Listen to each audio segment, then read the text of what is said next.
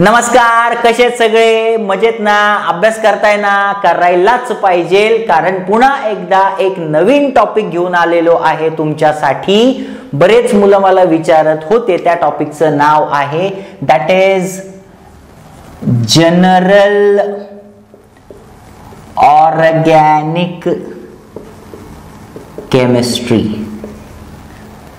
CBSE board मध्ये याला GOC म्हणतात, that is general organic chemistry. जर स्टेट बोर्ड मध्ये जर बघितलं तर स्टेट बोर्ड मध्ये याला म्हटलं जातं that is basic principles of organic chemistry. One and the same.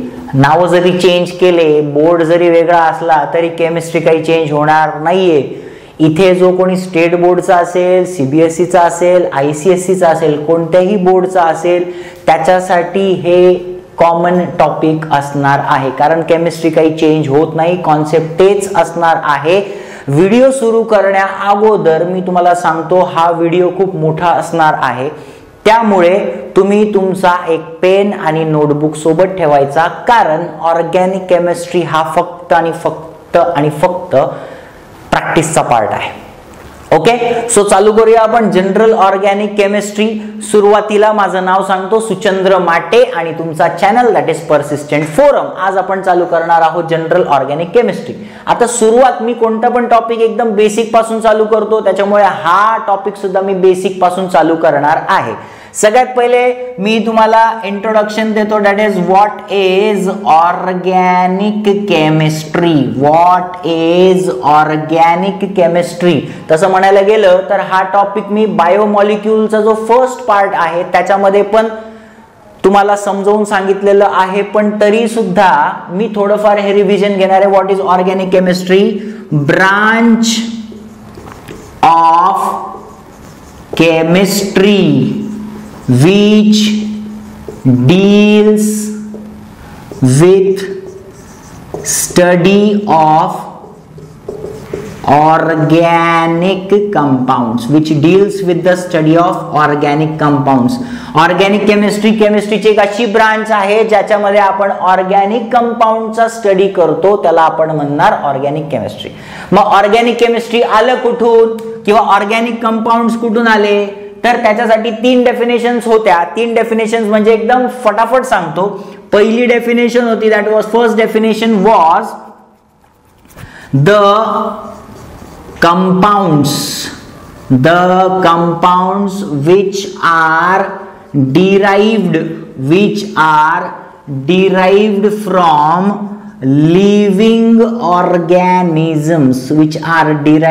from living organisms. असे कंपाऊंड जे फक्त आणि फक्त लिव्हिंग ऑर्गॅनिझम मध्येच सापडतात त्यांना आपण म्हणणार ऑर्गॅनिक कंपाऊंड्स. पण ही जी डेफिनेशन आहे ही रिजेक्ट झाली, कारण की एक सायंटिस्ट होता, त्या सायंटिस्टचं नाव होतं फ्रेडरिक वोलर. काय नाव होतं त्याचं? Frederick Wohler. त्याने एक एक्सपेरिमेंट केला लॅब मध्ये. अमोनियम सायनाइट पासून त्यांनी युरिया बनवला, आणि युरिया फक्त कुठे बनत होता? अगोदर असं म्हटलं जात होतं की युरिया फक्त लिव्हिंग ऑर्गॅनिझम मध्ये सापडतं. युरिया कुठे सापडतं? फक्त आणि फक्त लिव्हिंग ऑर्गॅनिझम मध्ये सापडतं. पण त्यांनी लॅबोरेटरी मध्ये युरिया बनवला फ्रॉम अमोनियम सायनाइट, म्हणजेच इनऑर्गॅनिक कंपाऊंड पासून त्यांनी काय बनवला? ऑर्गॅनिक कंपाऊंड बनवला. म्हणून ही जी आहे डेफिनेशन, ही काय झाली? ही रिजेक्ट झाली. मग दुसरी डेफिनेशन काय आली? दुसरी डेफिनेशन आली the compounds which contain carbon as its main component. म्हणजे असा कंपाऊंड ज्याच्यामध्ये कार्बन प्रेझेंट आहे, असा कंपाऊंड ज्याच्यामध्ये काय प्रेझेंट आहे? कार्बन प्रेझेंट आहे ऍज अ मेन कंपोनंट, त्याला आपण काय म्हणणार? Organic compounds. पण असे भरपूर कंपाऊंड्स आहे. For example carbon monoxide, carbon dioxide, हे जे कंपाऊंड आहे याच्यामध्ये कार्बन प्रेझेंट आहे पण ते ऑर्गॅनिक कंपाऊंड नाही. म्हणजे पहिलं डेफिनेशन रिजेक्ट झाली, दुसरी डेफिनेशन पण रिजेक्ट झाली. मग तिसरी डेफिनेशन काय झाली? तुम्ही याचा स्क्रीनशॉट काढून घ्या पटकन. तिसरी डेफिनेशन काय झालेली आहे मी तुम्हाला सांगतो. पहिली डेफिनेशन होती द कंपाऊंड विच कंटेन्स और which are derived from living organisms is called as organic compound. ती थेरी रिजेक्ट झाली कारण फ्रेडरिक वोलर आणि असे भरपूर काही सायंटिस्ट आहेत ज्यांनी इनऑर्गॅनिक कंपाऊंड पासून ऑर्गॅनिक कंपाऊंड बनवले. मग दुसरी डेफिनेशन काय आली? The compound which contains carbon as its main component is called as organic compounds. पण कार्बन डायऑक्साइड आणि कार्बन मोनॉक्साइड इनऑर्गॅनिक आहे म्हणून ही थेरी पण किंवा ही डेफिनेशन पण काय झाली? रिजेक्ट झाली. मग तिसरी जी आहे, तिसरी डेफिनेशन काय आहे? The third very latest definition म्हणजेच काय? The compound which contains hydrocarbons, the compound which contains hydrocarbons as its main component. असा कंपाऊंड ज्याच्यामध्ये हायड्रोकार्बन मेन आहे. म्हणजेच काय? असा कंपाऊंड ज्याच्यामध्ये हायड्रोजन आहे आणि कार्बन आहे. इन शॉर्ट, ज्याच्यामध्ये कार्बन आणि हायड्रोजनचा काय असायला हवा? बॉन्ड असायला हवा. ज्याच्यामध्ये कार्बन आणि हायड्रोजनचा काय असायला हवा? बॉन्ड असायला हवा. अशा कंपाऊंड्सला आपण म्हणणार हायड्रोकार्बन्स आणि ज्याच्यामध्ये हायड्रोकार्बन्स आहेत त्यालाच आपण काय म्हणणार? Organic compound. So this was the definition. म्हणजे तुम्हाला जर ऑर्गॅनिक केमिस्ट्री शिकायची असेल तर तुम्हाला अगोदर हायड्रोकार्बन ही फॅमिली शिकणं गरजेचं आहे. हे जे होतं हे पूर्ण बेसिक होतं. अजून डिटेलमध्ये बायोमॉलिक्युलचा जो पार्ट 1 आहे त्याच्यामध्ये मी अजून डिटेल सांगितलेलं आहे. आता आपण पुढे चालू करणार आहोत ऑर्गॅनिक केमिस्ट्रीचा एकदम बेसिक पाया, तो म्हणजे hydrocarbons. So the next topic is hydrocarbons. पटकन हेडिंग टाकायची आहे हायड्रोकार्बन्स.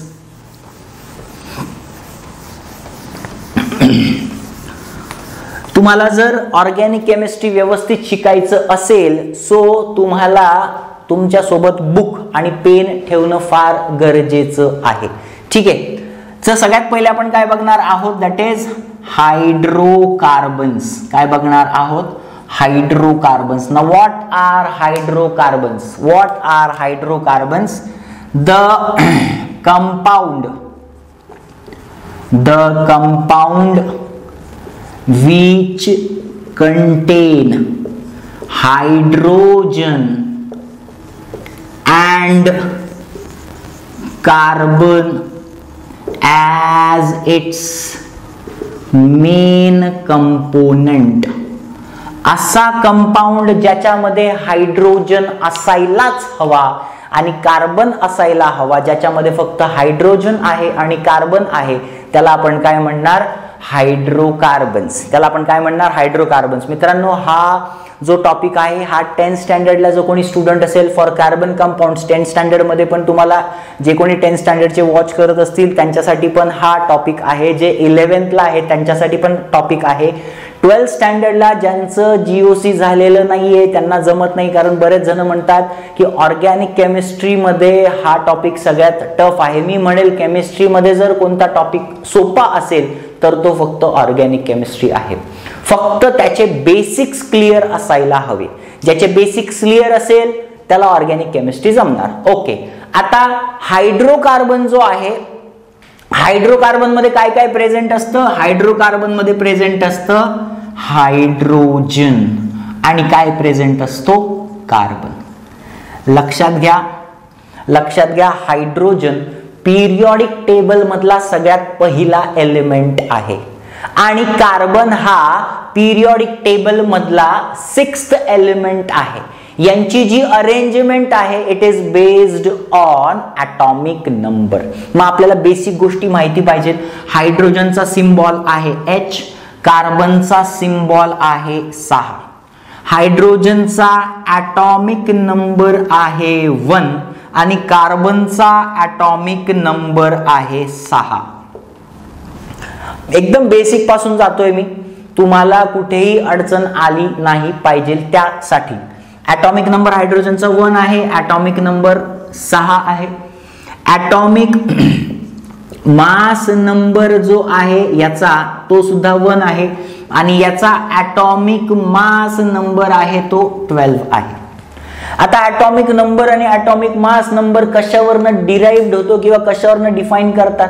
ॲटॉमिक नंबर म्हणजे काय?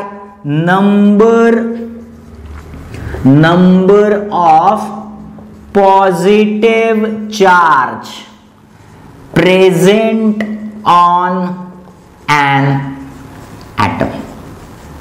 बघा एकदम बेसिक पासून जातोय. प्रत्येक केमिस्ट्री मधला प्रत्येक वस्तू, प्रत्येक ऑब्जेक्ट, प्रत्येक मॅटर हा कशाचा बनलाय? एलिमेंटचा बनलाय. आणि प्रत्येक एलिमेंट कशाचा बनलेला असतो? Each and every element is made up of atom. ॲटमचं स्ट्रक्चर तुम्हाला माहिती आहे. ॲटमच्या सेंटरला प्रेझेंट असतं न्यूक्लियस. ॲटमच्या सेंटरला प्रेझेंट असतं न्यूक्लियस, त्याला आपण म्हणतो ॲटॉमिक न्यूक्लियस. याच्यामध्ये प्रेझेंट असतो प्रोटॉन आणि प्रेझेंट असतो न्यूट्रॉन. प्रोटॉन आणि न्यूट्रॉन या न्यूक्लियसच्या बाहेर एक इमॅजिनरी पाथ असतात. काय असतात? इमॅजिनरी पाथ असतात. त्या इमॅजिनरी पाथला आपण एकतर शेल म्हणतो किंवा ऑर्बिट म्हणतो. आणि या ऑर्बिट मध्ये काय फिरत असतात? याच्यामध्ये फिरत असतात electrons. So atom is made up of protons, neutrons आणि इलेक्ट्रॉन. पेन लक्षात ठेवायचं, प्रोटॉन, इलेक्ट्रॉन आणि न्यूट्रॉन. तुम्हाला बेसिक माहिती असेल, प्रोटॉन वरती पॉझिटिव्ह चार्ज असतो, न्यूट्रॉन वरती नो चार्ज असतो आणि इलेक्ट्रॉन वरती निगेटिव्ह चार्ज असतो. मी परत सांगतो, प्रोटॉन वरती पॉझिटिव्ह चार्ज असतो, न्यूट्रॉन वरती नो चार्ज आणि इलेक्ट्रॉन वरती निगेटिव्ह चार्ज प्रेझेंट असतो. बरं, याचा काय संबंध? सगळी लिंक लावणार आहे, नीट लक्ष द्यायचं. एक प्रोटॉन वरती एक पॉझिटिव्ह चार्ज, एक इलेक्ट्रॉन वरती एक निगेटिव्ह चार्ज. आय रिपीट, एका प्रोटॉनवर एक पॉझिटिव्ह चार्ज, एका इलेक्ट्रॉनवर एक निगेटिव्ह चार्ज. इथपर्यंत कळालं? ओके. आता बघा, ॲटॉमिक नंबर म्हणजे काय? मी काय सांगितलं? Number of positive charge present on an atom. एका ॲटम वरती किती पॉझिटिव्ह चार्ज प्रेझेंट आहे. म्हणजेच काय? तर एका प्रोटॉनवर एक पॉझिटिव्ह चार्ज आहे. याचा अर्थ काय? जर प्रोटॉनवर पॉझिटिव्ह चार्ज आहे म्हणजे एका ॲटम मध्ये जितके प्रोटॉन्स असतील तो त्याचा ॲटॉमिक नंबर. मी परत एकदा सांगतो, एखाद्या ॲटम मध्ये जितके प्रोटॉन्स असतील तो त्याचा ॲटॉमिक नंबर. जर हायड्रोजनचा ॲटॉमिक नंबर 1 आहे याचा अर्थ काय झाला? त्याच्याकडे एक प्रोटॉन आहे. जर कार्बनचा ॲटॉमिक नंबर 6 आहे याचा अर्थ काय झाला? त्याच्यामध्ये 6 प्रोटॉन्स आहे. जर एखादा ॲटम त्याचा ॲटॉमिक नंबर 30 आहे, 30 कोणाचा आहे? झिंकचा. याचा अर्थ काय झाला? त्याच्यामध्ये 30 प्रोटॉन. म्हणजे कोणत्या पण ॲटम मध्ये जितके प्रोटॉन असतील तो त्याचा ॲटॉमिक नंबर. ॲटॉमिक नंबर कळाला? ॲटॉमिक मास नंबर म्हणजे काय? एखाद्या ॲटम मध्ये जितके प्रोटॉन्स असतात तितकेच न्यूट्रॉन सुद्धा असतात. जर एखाद्या ॲटम कडे एक प्रोटॉन आहे म्हणजे त्याच्याकडे न्यूट्रॉन पण एकच आहे. जर एखाद्याकडे जर 6 प्रोटॉन्स आहे तर त्याच्याकडे न्यूट्रॉन पण 6च आहे. म्हणजे number of protons is equals to number of neutrons. Number of, मी इथे लिहून देतो, number of proton is equals to number of neutrons. आणि अजून एक लक्षात घ्या, number of protons is equals to number of electrons. हे बेसिक होतं रिगार्डिंग ॲटम. आता तुम्हाला कळालं असेल, जर नंबर ऑफ प्रोटॉन्स वरनं ॲटॉमिक नंबर डिसाइड होतो आणि number of protons plus number of neutron वरती ॲटॉमिक मास नंबर डिसाइड होतो. याचा अर्थ काय झाला? ॲटॉमिक नंबर याच्याकडे एकच प्रोटॉन आहे, एकच पॉझिटिव्ह चार्ज आहे म्हणून याचा ॲटॉमिक नंबर काय? 1. एक लक्षात घ्या, हायड्रोजन इज एक्सेप्शन. त्याच्याकडे न्यूट्रॉन प्रेझेंट नसतो, त्याच्याकडे एक प्रोटॉन प्रेझेंट असतो आणि त्याच्याकडे एक इलेक्ट्रॉन प्रेझेंट असतो. त्याच्याकडे एक प्रोटॉन प्रेझेंट असतो आणि एक इलेक्ट्रॉन प्रेझेंट असतो म्हणून त्याचा ॲटॉमिक नंबर 1 आहे. कार्बनचा ॲटॉमिक नंबर 6 आहे म्हणजे त्याच्याकडे नंबर ऑफ प्रोटॉन्स 6 आहेत. नंबर ऑफ प्रोटॉन्स 6 आहे म्हणजे नंबर ऑफ न्यूट्रॉन्स पण 6 आहेत म्हणून त्याचा ॲटॉमिक नंबर काय झाला? 12. इथपर्यंत कळालं? मग प्रोटॉन्स आणि न्यूट्रॉन्स कुठे प्रेझेंट असतात? प्रोटॉन्स आणि न्यूट्रॉन्स ॲटॉमिक न्यूक्लियसच्या मध्ये प्रेझेंट असतात. न्यूक्लियसच्या मध्ये काय प्रेझेंट असतात? प्रोटॉन्स आणि न्यूट्रॉन्स. बाळांनो, प्रोटॉन्स प्लस न्यूट्रॉन्स याला एकत्र आपण काय म्हणतो? न्यूक्लियॉन्स. प्रोटॉन्स, एक प्रोटॉन दुसऱ्या न्यूट्रॉनला अटॅच आहे, दुसरा प्रोटॉन दुसऱ्या न्यूट्रॉनला अटॅच आहे, and group of protons and group of neutrons together is called as nucleons. इथपर्यंत कळालं तुम्हाला? हे कळणं गरजेचं होतं. हायड्रोजनचा ॲटॉमिक नंबर 1, कार्बनचा ॲटॉमिक नंबर 6. इथपर्यंत झालं असेल तर स्क्रीनशॉट काढूया आपण पुढे. बरं, आता पुढे कार्बनचा ॲटॉमिक नंबर कळालाय तुम्हाला, हायड्रोजनचा ॲटॉमिक नंबर कळालेला आहे. Number of proton is equals to number of neutrons, number of protons is equals to number of electrons. इथपर्यंत कळालेलं आहे तुम्हाला. पुढे हे का गरजेचं आहे? आता प्रोटॉन्स आणि न्यूट्रॉन्स तर न्यूक्लियस मध्ये प्रेझेंट असतात आणि इलेक्ट्रॉन्स कुठे असतात? इलेक्ट्रॉन्स शेल किंवा ऑर्बिट मध्ये प्रेझेंट असतात. इलेक्ट्रॉन्स कुठे प्रेझेंट असतात? शेल मध्ये प्रेझेंट असतात. कुठे प्रेझेंट असतात? शेल मध्ये प्रेझेंट असतात. कुठे प्रेझेंट असतात? शेल मध्ये फिरत असतात. न्यूक्लियसच्या बाहेर there are number of shells. ही झाली पहिली शेल, ही झाली सेकंड, ही झाली थर्ड, ही झाली फोर्थ, ही झाली फिफ्थ, ही झाली सिक्स्थ आणि ही झाली सेव्हन्थ. अशा किती शेल्स आहे? आतापर्यंत जेवढे पिरियडिक टेबल मध्ये जेवढे एलिमेंट्स डिस्कवर झालेत आतापर्यंत तरी 7 शेल्स आहेत. प्रत्येक शेलचं नाव आहे. पहिल्या शेलला काय म्हटलं जातं? K shell.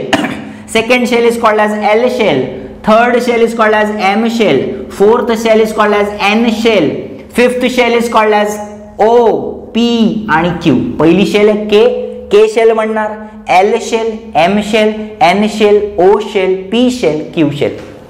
सगळे प्रोटॉन्स किंवा सगळे न्यूट्रॉन्स हे न्यूक्लियसच्या मध्ये असतात. सगळे प्रोटॉन्स आणि सगळे न्यूट्रॉन्स कुठे प्रेझेंट असतात? न्यूक्लियसच्या मध्ये. पण इलेक्ट्रॉन्स हे न्यूक्लियसच्या बाहेर, न्यूक्लियसच्या अराउंड रिव्हॉल्व करत असतात. काय करत असतात? रिव्हॉल्व करत असतात. बरं, मग सगळेच इलेक्ट्रॉन पहिल्या शेल मध्ये फिरणार का? तर नाही. त्याचं उत्तर काय आहे? त्याचा फॉर्म्युला आहे दॅट इज 2n². फॉर्म्युला काय आहे त्याचा? 2n². 2n² म्हणजे काय? याच्यावरनं आपल्याला, या फॉर्म्युलावरनं आपल्याला कळतं प्रत्येक प्रत्येक शेल मध्ये किंवा प्रत्येक ऑर्बिट मध्ये किती इलेक्ट्रॉन्स असायला हवे. Now what is n? n म्हणजे नंबर ऑफ शेल. म्हणजे आपल्याला फाइंड करायचंय की बाबा पहिल्या शेल मध्ये किती इलेक्ट्रॉन्स मावणार, दुसऱ्या शेल मध्ये किती इलेक्ट्रॉन्स मावणार, तिसऱ्या शेल मध्ये किती इलेक्ट्रॉन्स मावणार, चौथ्यामध्ये किती मावणार. मग n म्हणजे काय? आता for example n is equals to 1 म्हणजे मी पहिली शेल फाइंड करतो की मला पहिल्या शेल मध्ये किती इलेक्ट्रॉन्स आहेत हे फाइंड करायचंय. मग मी n ची किंमत पुट केली 2n² म्हणजेच 2 1 चा स्क्वेअर, 1 2 1 जा 2. याचा अर्थ काय? पहिल्या शेल मध्ये 2 इलेक्ट्रॉन्स रिव्हॉल्व करू शकतात. पहिल्या शेल मध्ये किती इलेक्ट्रॉन्स रिव्हॉल्व करू शकतात? 2. दुसरा n is equals to 2 find करायचं आहे. 2n ची किंमत टाकली, 2² इज इक्वल्स टू 4, 4 2 जा 8 म्हणजे किती इलेक्ट्रॉन्स? एल शेल किंवा सेकंड शेल जी आहे त्याच्यामध्ये 8 इलेक्ट्रॉन्स रिव्हॉल्व करू शकतात. 8 7 6 5 4 3 2 1 चालतील. 8 पेक्षा जास्त नाही. 8 पर्यंत चालेल. तिसरी शेल n ची किंमत पुट केली, n इज इक्वल्स टू 3 म्हणजे 3 चा स्क्वेअर होतो, 3 3 जा 9, 9 2 जा 18 म्हणजे तिसऱ्यामध्ये किती रिव्हॉल्व करू शकतात? तिसऱ्यामध्ये 18 इलेक्ट्रॉन रिव्हॉल्व करू शकतात. तिसऱ्यामध्ये किती इलेक्ट्रॉन रिव्हॉल्व करू शकतात? तिसऱ्यामध्ये 18 electrons. Same n is equals to 4 म्हणजे नंबर ऑफ शेल. आता कितवी शेल बघतोय आपण? फोर्थ शेल बघतोय. कितवी शेल बघतोय आपण? फोर्थ शेल बघतोय. म्हणजे किंमत टाकली आपण 4 चा स्क्वेअर. 4 चा स्क्वेअर किती होतो? 16. 16 2 जा 32 म्हणजे 32 इलेक्ट्रॉन्स. फोर्थ शेल मध्ये किती येत आहेत? 32 इलेक्ट्रॉन्स. फोर्थ शेल मध्ये किती येत आहेत? 32 इलेक्ट्रॉन्स. सेम जर फिफ्थ बघितली त्या फॉर्म्युलानुसार 50 इलेक्ट्रॉन्स, सिक्स्थ मध्ये 72 इलेक्ट्रॉन्स आणि सेव्हन्थ मध्ये 98 इलेक्ट्रॉन. जर तुम्ही व्हॅल्यूज पुट केल्या 5 6 7 तर तुम्हाला व्हॅल्यूज मिळतील. याचा अर्थ काय? के शेल मध्ये 2 इलेक्ट्रॉन्सची कॅपॅसिटी, एल शेल म्हणजे दुसरा शेल त्याच्यामध्ये 8 इलेक्ट्रॉन्सची कॅपॅसिटी, तिसऱ्यामध्ये 18 इलेक्ट्रॉन्स, चौथ्यामध्ये 32 इलेक्ट्रॉन्स, पाचव्यामध्ये 50 इलेक्ट्रॉन्स, सहाव्यामध्ये 72 इलेक्ट्रॉन्स आणि सातव्यामध्ये 98 इलेक्ट्रॉन्स अशी कॅपॅसिटी असते. क्लिअर झालं. मग आता हाच फंडा आपण अप्लाय करणार हायड्रोजन साठी आणि कार्बन साठी. जर समजलं असेल तर पटकन एक स्क्रीनशॉट काढून घ्या, तुम्हाला कामी येणार आहे. ओके, पुढे आता आपण काय बघितलं, हायड्रोजनचा ॲटॉमिक नंबर काय होता, what was the atomic number of hydrogen 1. आणि कार्बनचा काय होता, कार्बनचा होता 6. हायड्रोजन आणि इकडे आपण बघणार दॅट इज कार्बन. याचा सिम्बॉल आहे H, याचा सिम्बॉल आहे C, याचा ॲटॉमिक नंबर आहे 1, याचा ॲटॉमिक नंबर आहे 6, याचा ॲटॉमिक मास नंबर आहे 1, याचा ॲटॉमिक मास नंबर आहे 12. मग मला सांगा याच्या सेंटरला मी काय बोललो, ॲटॉमिक नंबर कशावरनं आला, प्रोटॉनवरनं. म्हणजे याच्याकडे प्रोटॉन किती आहे, 1. न्यूट्रॉन त्याच्याकडे नसतो, हा झाला त्याचा न्यूक्लियस. मग मला सांगा, मी तुम्हाला आधी पण सांगितलं, number of proton is equals to number of electrons. Number of protons is equals to number of electron. म्हणजे एखाद्या ॲटम मध्ये जेवढे प्रोटॉन्स आहेत तेवढेच त्याच्यात इलेक्ट्रॉन आहे. मग मला सांगा हायड्रोजन मध्ये किती प्रोटॉन्स आहेत, 1. म्हणजे त्याच्यात इलेक्ट्रॉन किती असणार, 1 electron. This is the atomic structure of hydrogen. दुसरं, कार्बन कडे ॲटॉमिक नंबर 6 आहे, म्हणजे त्याच्यात प्रोटॉन किती असतील, 6 प्रोटॉन्स असतील, 6 प्रोटॉन्स. न्यूट्रॉन्स किती असतील, त्याच्यामध्ये असणार 6 न्यूट्रॉन्स. हा झाला त्याचा न्यूक्लियस. इलेक्ट्रॉन्स किती असणार त्याच्यामध्ये, number of proton is equals to number of electrons. जर 6 प्रोटॉन्स म्हणजे इलेक्ट्रॉन्स किती, 6. मग पहिल्या शेल मध्ये 6 इलेक्ट्रॉन्स येतील का, नाही. मी तुम्हाला सांगितलं होतं प्रत्येक शेलची एक इलेक्ट्रॉन कॅपॅसिटी असते.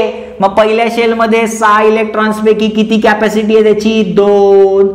6 मधून 2 गेले, उरले किती, 4. दुसऱ्याची कॅपॅसिटी 8, म्हणजे 4 चालतील 8 7 6 5 4 3 2 1. म्हणजे दुसऱ्या शेल मध्ये किती इलेक्ट्रॉन्स आले, 4 इलेक्ट्रॉन्स आले. किती इलेक्ट्रॉन्स आले, 4 इलेक्ट्रॉन्स आले. Now this is the atomic structure of carbon. This is the atomic structure of carbon. Sir हे तर आमचं 9वी 10वीला झालंय, तुम्ही बेसिक का घेतायत. जो कोणी हा व्हिडिओ बघेल त्याचं थोडस सुद्धा बेसिक राहायला नको, त्यांनी परत दुसरीकडे दुसरं पुस्तक बघायला नको. तुम्हाला सगळं जे काय आहे ते सगळं इथं मी अवेलेबल करून देतो आहे. हायड्रोजनचा ॲटॉमिक स्ट्रक्चर, कार्बनचा ॲटॉमिक स्ट्रक्चर, इथपर्यंत क्लिअर झालं. आता हे शिकवण्याचा मुद्दा का, याच्यामुळे तुम्हाला कळेल व्हॉट इज व्हॅलेन्सी. व्हॅलेन्सी म्हणजे नेमकं काय आहे. मित्रांनो, प्रत्येक ॲटॉमिक स्ट्रक्चर मध्ये जो बाहेरचा शेल असतो, म्हणजे याच्या पुढे कोणता शेल आहे का, आता नाही. याच्याकडे 2 शेल आहे, म्हणजे तिसरी शेल आहे का, नाही. म्हणजे याची पहिली शेल जी आहे याला आपण काय म्हणणार, आउटर मोस्ट शेल. याची जी पहिलीच शेल आहे तीच त्याची काय आहे, आउटर मोस्ट शेल. या कार्बन मध्ये सेकंड शेल जी आहे ती त्याची काय आहे, outermost shell. Outermost shell. हायड्रोजनची पहिलीच शेल आहे that is outermost shell. Carbon मध्ये सेकंड शेल आहे that is outermost shell. मग आउटर मोस्ट शेलचं काय, प्रत्येक ॲटम जो आहे, प्रत्येक ॲटम 118 एलिमेंट्स मध्ये, पिरियडिक टेबल मध्ये जेवढे 118 एलिमेंट्स आहे, प्रत्येक एलिमेंट्स स्वतःला स्टेबल करण्याचा प्रयत्न करतो. काय करण्याचा प्रयत्न करतो, स्टेबल करण्याचा प्रयत्न करतो. जसं आपण 1 to 10, 10 to 12, 12 पर्यंत ग्रॅज्युएशन, ग्रॅज्युएशन नंतर लग्न, लग्नाच्या अगोदर जॉब, जॉब नंतर लग्न, सेटल व्हायला बघतो, स्टेबल व्हायला बघतो. तसा प्रत्येक ॲटम काय करतो आहे, प्रत्येक ॲटम स्वतःला स्टेबल करण्याचा प्रयत्न करतोय. आता तो स्वतःला स्टेबल कसं करेल, त्याची जी आउटर मोस्ट शेल आहे त्या आउटर मोस्ट शेल मध्ये तो इलेक्ट्रॉन्स फील करेल. एकतर इलेक्ट्रॉन्स एम्प्टी करेल. इलेक्ट्रॉन्स एम्प्टी करेल म्हणजे काय, एकतर इलेक्ट्रॉन डोनेट करेल किंवा इलेक्ट्रॉन एक्सेप्ट करेल. जो इलेक्ट्रॉन एक्सेप्ट करतो त्याला आपण म्हणणार इलेक्ट्रॉन एक्सेप्टर. जो इलेक्ट्रॉन डोनेट करतो त्याला आपण म्हणणार इलेक्ट्रॉन डोनर. म्हणजे एकतर एलिमेंट्स इलेक्ट्रॉन्स देतात किंवा इलेक्ट्रॉन्स घेतात.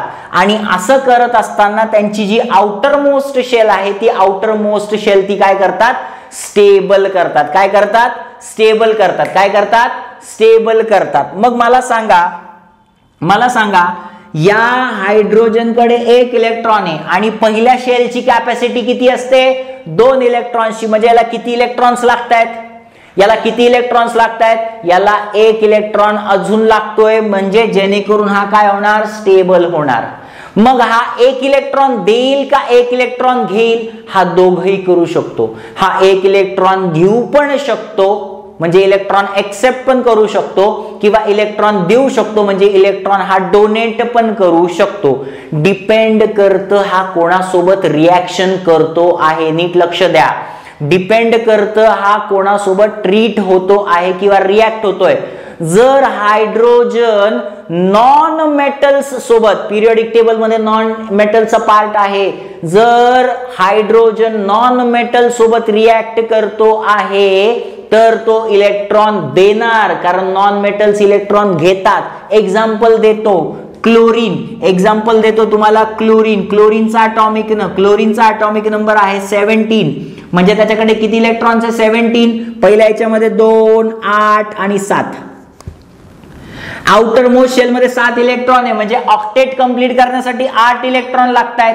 मग तो 7 देईल का 1 घेईल, तो 1 घेईल. म्हणजे तो इलेक्ट्रॉन एक्सेप्ट करेल. आणि क्लोरीन कसा आहे, मेटल आहे. मग हायड्रोजन त्याला इलेक्ट्रॉन देणार. म्हणजे हायड्रोजन कडे जर मागणारा आला तर इलेक्ट्रॉन डोनेट करेल. आणि सेम हायड्रोजन कडे जर सोडियम आला, सोडियमचा ॲटॉमिक नंबर आहे 11.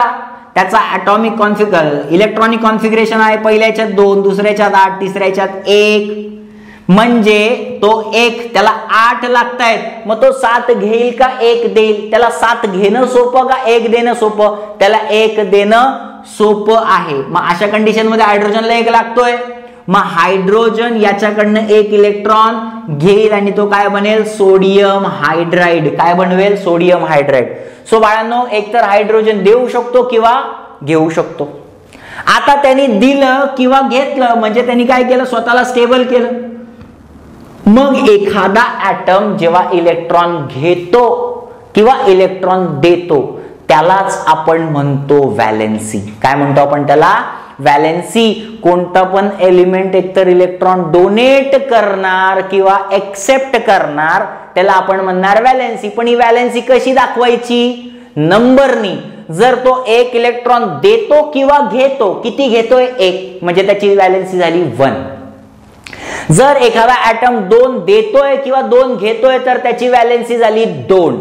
जर एखादा ॲटम 3 इलेक्ट्रॉन्स देतोय किंवा 3 इलेक्ट्रॉन्स घेतोय तर त्याची व्हॅलेन्सी झाली 3.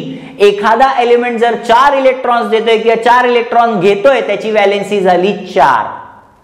पण तो देतोय का घेतोय कशावरनं कळेल, तर जर तो देत असेल तर त्याची व्हॅलेन्सी दाखवायची पॉझिटिव्हनी. एक्झाम्पल देतो मी तुम्हाला, त्याच्याने तुम्हाला एकदम व्यवस्थित कळणार आहे. हे झालं असेल तर स्क्रीनशॉट काढून घ्या.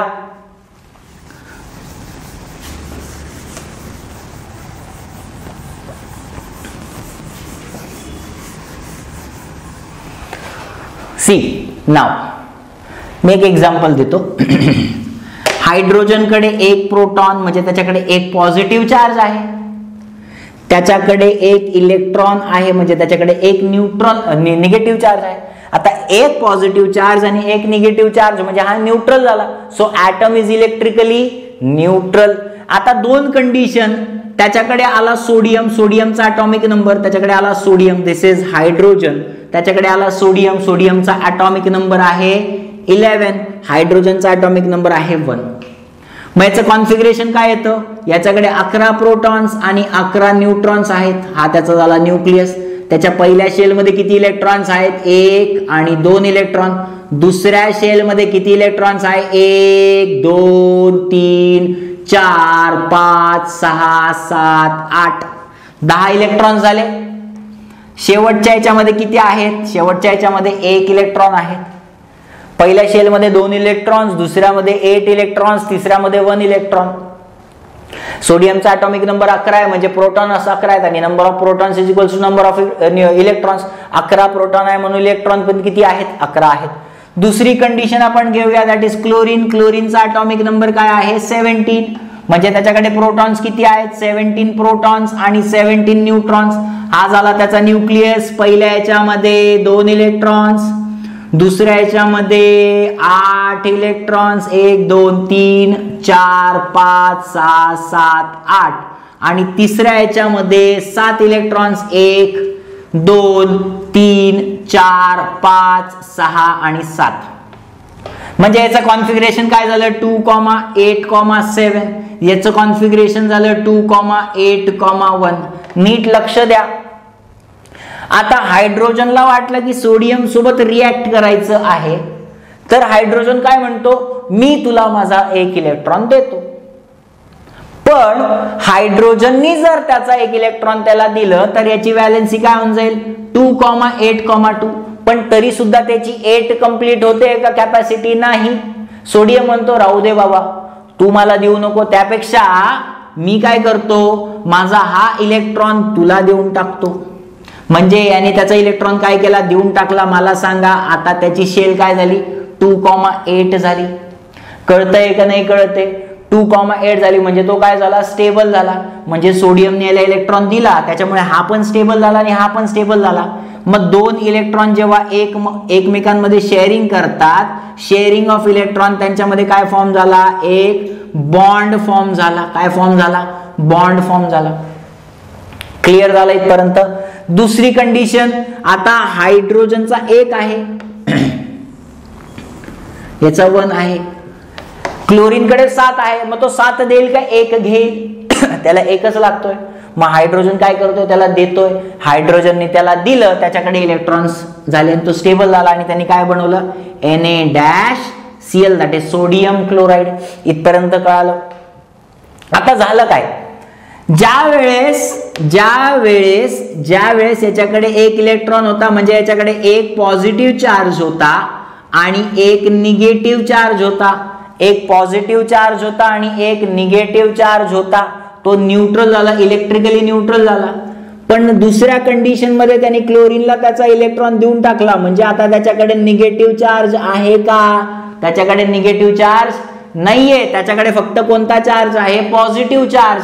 म्हणून त्याला आपण काय म्हणणार H+. मग त्याने इलेक्ट्रॉन घेतला का दिला, त्याने दिला. मग जेव्हा तो देतो त्याच्यावर चार्ज काय झाला प्लस. किती दिला 1, म्हणजे त्याची व्हॅलेन्सी या कंडिशन मध्ये काय झाली +1. त्याची व्हॅलेन्सी या कंडिशन मध्ये काय झाली +1 झाली. या कंडिशन मध्ये त्याच्याकडे 1 इलेक्ट्रॉन होता, याच्याकडे 1 इलेक्ट्रॉन होता, त्यांनी हा 1 इलेक्ट्रॉन याला दिला, म्हणजे याच्याकडे 1 इलेक्ट्रॉन वाढला. आता याच्याकडे 1 पॉझिटिव्ह चार्ज पण 2 निगेटिव्ह चार्ज आहेत. किती चार्ज आहेत, कितीने जास्त आहे, 1 निगेटिव्ह चार्ज जास्त आहे, म्हणजे तो काय झाला H-, म्हणजे त्यांनी दिला का घेतला, कशावरनं कळालं मायनस चार्ज. म्हणजे आता त्याच्याकडे इलेक्ट्रॉन जास्त आहे. याच्याकडे 11 आहेत, म्हणजे 281, म्हणजे 11 पॉझिटिव्ह चार्ज आणि 11 निगेटिव्ह चार्ज. पण त्यांनी 1 इलेक्ट्रॉन त्याला दिलं, त्याच्यामुळे त्याचे कॉन्फिगरेशन झालं 11 पॉझिटिव्ह चार्ज आणि 10 निगेटिव्ह चार्ज.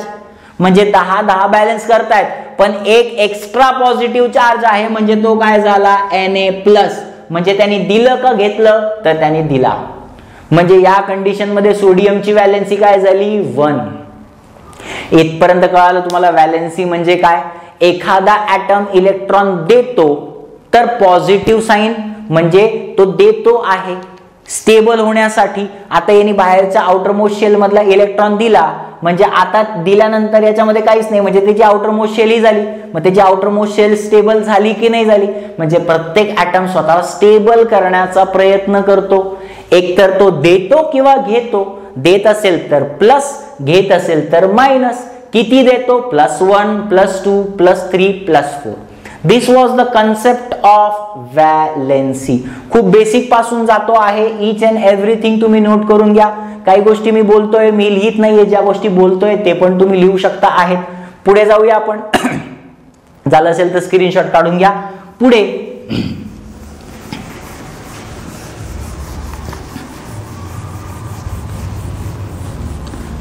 बरं, ज्या एलिमेंट्सला एक इलेक्ट्रॉन लागतोय तर तो घेईल फक्त, ज्या इलेक्ट्रॉन्स कडे आउटर मोस्ट शेल मध्ये एकच इलेक्ट्रॉन आहे तो फक्त देईल. म्हणजे तो कोणासोबत रिॲक्ट करेल, तो रिॲक्ट करेल जो देतोय त्याच्यासोबत. म्हणजे सपोज हायड्रोजन कडे एक इलेक्ट्रॉन आहे तर तो एक इलेक्ट्रॉन देतोय, एक इलेक्ट्रॉन देतोय म्हणजे तो कोणासोबत रिॲक्ट करेल, ज्याला एक इलेक्ट्रॉन लागतो आहे. क्लिअर झालं. पण कार्बन जर नीट बघितला तर कार्बनची व्हॅलेन्सी काय बोललो मी, 6 प्रोटॉन्स आणि 6 न्यूट्रॉन. हा त्याचा न्यूक्लियस. त्याच्या पहिल्या शेल मध्ये 2 इलेक्ट्रॉन्स आणि दुसऱ्यामध्ये 4 इलेक्ट्रॉन्स. मग त्याला 8 कंप्लीट करण्यासाठी किती लागतात, 4. मग तो 4 देईल का 4 घेईल रे, तो 4 देईल पण आणि तो 4 घेईल पण. जर त्याच्याकडे 4 घेणारे आले तर तो 4 देईल, जर त्याच्याकडे 4 देणारे आले तर तो 4 घेईल. म्हणजे तो 4 व्हॅलेन्सी वाल्यासोबत पण रिॲक्ट करू शकतो, 3 व्हॅलेन्सी असणाऱ्या सोबत पण रिॲक्ट करू शकतो, 2 व्हॅलेन्सी असणाऱ्यांसोबत पण रिॲक्ट करू शकतो, 1 व्हॅलेन्सी असणाऱ्यासोबत पण रिॲक्ट करू शकतो. मग जर असं तो सगळ्यांसोबत रिॲक्ट करू शकतो आहे म्हणजे तो किती नंबर ऑफ मॉलिक्युल्स फॉर्म करू शकतो. आणि एवढे सगळे नंबर ऑफ मॉलिक्युल स्टडी करण्यासाठी आपल्याला एक सेपरेट ब्रांच दिली आहे, that is organic chemistry. Therefore carbon is important. इथपर्यंत कळालं असेल तर कमेंट मध्ये सांगा. पुढे मग आपण बघणार properties of carbon. Properties of carbon. What are properties, properties of carbon. काय कार्बनची प्रॉपर्टी, सगळ्यात पहिली property that is carbon shows tetravalency. काय दाखवतो तो, काय दाखवतो तो, कार्बन काय दाखवतो, टेट्राव्हॅलेन्सी. काय दाखवतो, टेट्रा. टेट्रा म्हणजे 4. म्हणजे त्याच्या आउटर मोस्ट शेल मध्ये 4 इलेक्ट्रॉन्स आहेत तर तो 4 देऊ शकतो किंवा 4 घेऊ शकतो, ही त्याची प्रॉपर्टी आहे. तो 4 इलेक्ट्रॉन्स डोनेट करेल किंवा 4 इलेक्ट्रॉन्स एक्सेप्ट करेल. Therefore carbon shows tetravalency and therefore carbon is tetravalent. Carbon काय आहे, टेट्राव्हॅलेंट. कार्बन काय आहे, टेट्राव्हॅलेंट. कार्बन काय आहे, टेट्राव्हॅलेंट. कार्बन काय आहे, टेट्राव्हॅलेंट. तिसरं, carbon can react with many other atoms, compounds or elements. म्हणजे काय, कार्बन हा खूप सारे ऍटम्स किंवा एलिमेंट सोबत रिॲक्ट करू शकतो, म्हणून तो नंबर ऑफ खंडीभर मॉलिक्युल्स फॉर्म करू शकतो. ही झाली त्याची तिसरी प्रॉपर्टी. चौथी सगळ्यात महत्वाची property, carbon can donate or accept electrons from other carbon atom also. म्हणजे काय, कार्बन जो आहे तो डोनेट आणि एक्सेप्ट इलेक्ट्रॉन करू शकतो दुसऱ्या कार्बन सोबत सुद्धा. म्हणजे तो कार्बन कार्बन कार्बन कार्बन कार्बनची चेन फॉर्म करू शकतो. कार्बन स्वतः दुसऱ्या एलिमेंट सोबत पण रिॲक्ट करतो आणि कार्बन हा कार्बन सोबत पण रिॲक्ट करतो. बाळांनो 10th स्टँडर्ड मध्ये आहे. या प्रॉपर्टीला आपण काय म्हणतो, this property is called as catenation. This property is called as catenation. या 4 प्रॉपर्टीज फार महत्वाच्या आहेत. कार्बन हा टेट्राव्हॅलेन्सी दाखवतो म्हणून कार्बनला आपण टेट्राव्हॅलेंट म्हणतो.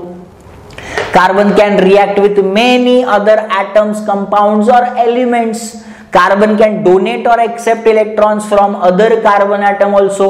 आणि तो काय बनवू शकतो, कॅटेनेशन प्रॉपर्टी. प्रॉपर्टीज ऑफ कार्बन कळालं असेल तर एक स्क्रीनशॉट काढा. आता आपण चार्ट बघणार आहोत रिगार्डिंग हायड्रोकार्बन्स. इथपर्यंत कोणाला काही डाऊट असतील तर तुम्ही मला कमेंट मध्ये सांगू शकता आहेत. पुढे जाऊया आपण.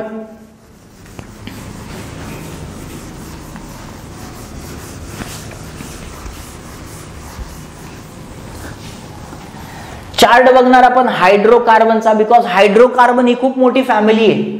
ऑर्गॅनिक केमिस्ट्री समजायचं असेल, खूप जण म्हणतात sir inductive effect, electromagnetic effect, resonance हे सगळं घेणार, मेकॅनिझम सगळं घेणार. तुम्ही इंग्लिश लँग्वेज शिकतात त्याच्यामध्ये तुम्हाला सगळं सांगितलं जातं.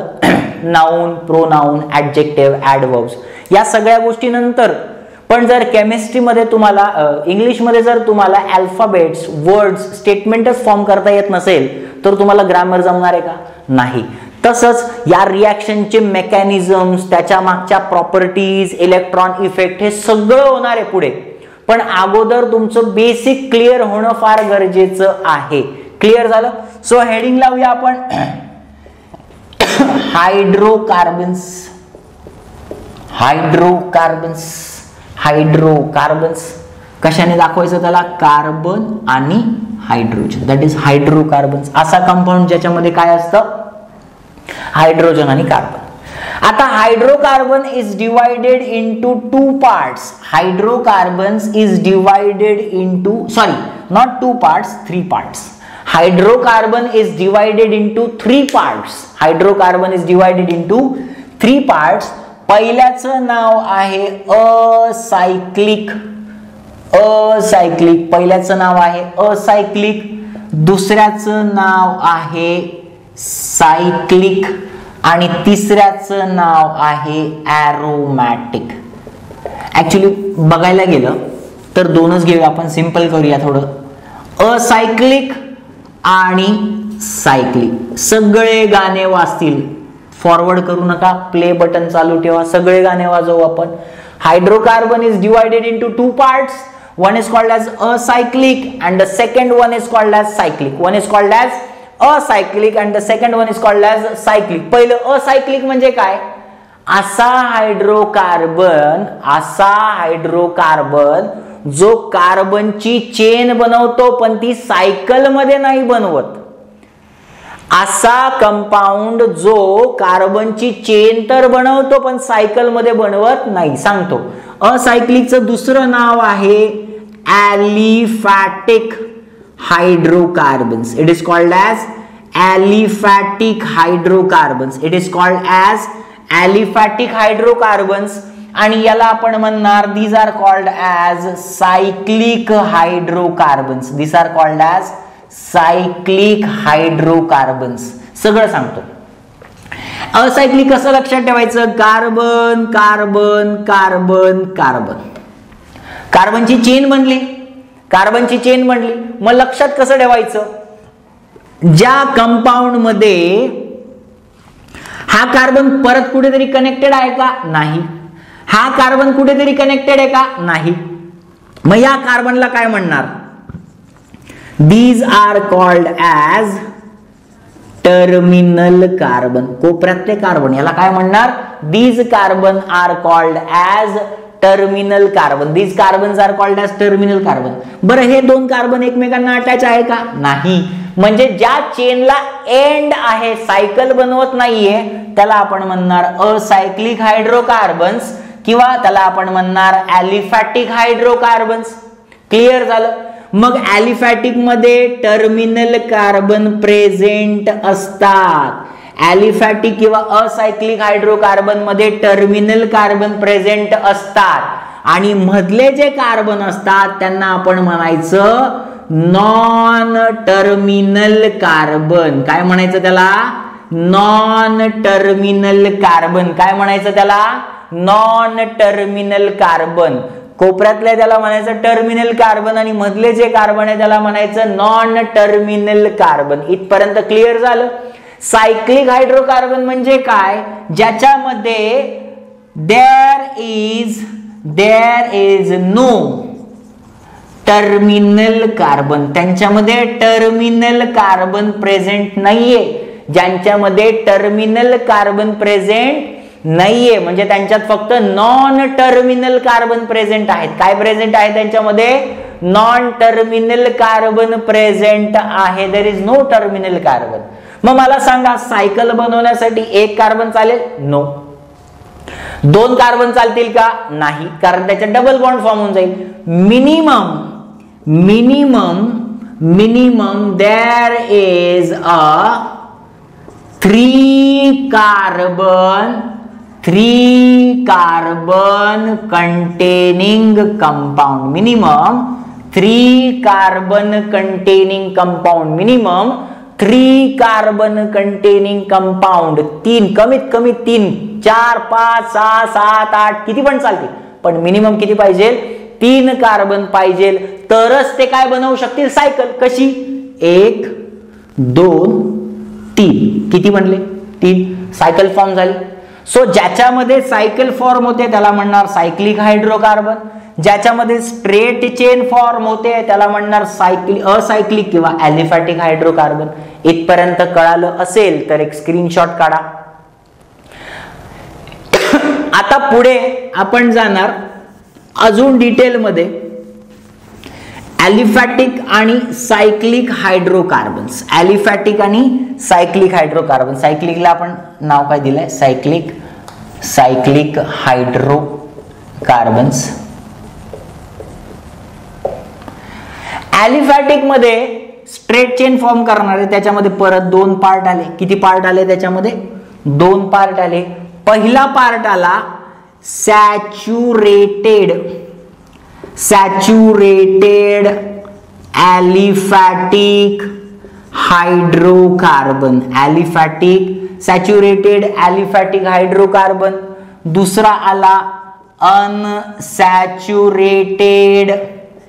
Aliphatic hydrocarbons. सॅच्युरेटेड म्हणजे काय? एक्झाम्पल देतो. जर सपोज माझ्याकडे मी असे 2 हात धरलेत आणि माझ्याकडे 3 ते 4 स्टिक्स आहेत. आता मला सांगा, एकाच वेळेस ते 3 ते 4 स्टिक्स धरलेत, त्या 3 ते 4 स्टिक्स मध्ये एक स्टिक तुटली तर माझ्या हात सेपरेट होतील का? नाही. 2 तुटल्या तर नाही. पण सगळेच्या सगळे तुटले तर माझे हात काय होतील? सेपरेट होतील. याचा अर्थ काय? कार्बन 2 नेबरिंग कार्बन मध्ये सिंगल बॉन्ड प्रेझेंट असेल. काय प्रेझेंट असेल? Single bond. बाळांनो, सिंगल बॉन्डला आपण काय म्हणतो? Single bond is called as sigma bond. Single bond is called as sigma bond. Single bond is called as a sigma bond. Clear झालं? म्हणजे कार्बन मध्ये काय असायला हवं? सिंगल बॉन्ड असेल. त्यालाच आपण म्हणणार सॅच्युरेटेड ॲलिफॅटिक हायड्रोकार्बन. काय म्हणणार त्याला? Saturated aliphatic hydrocarbon. Then what is unsaturated? एकतर कार्बन मध्ये डबल बॉन्ड पाहिजे किंवा कार्बन मध्ये ट्रिपल बॉन्ड पाहिजे. आयदर कार्बन मध्ये डबल बॉन्ड असायला हवा किंवा कार्बन मध्ये ट्रिपल बॉन्ड. म्हणजे ट्रिपलचा डबल करता येतो आणि डबलचा सिंगल करता येतो.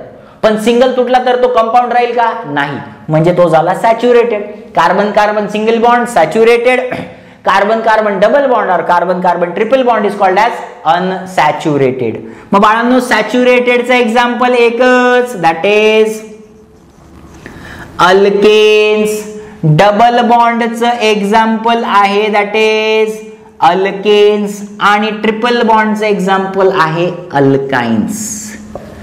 तिघं नीट नोटीस करा. Alkanes, alkenes, alkynes. Alkanes, alkenes, alkynes. तिघांमध्ये सिमिलॅरिटी काय? Alk, alk, alk. Now what is the meaning of alk?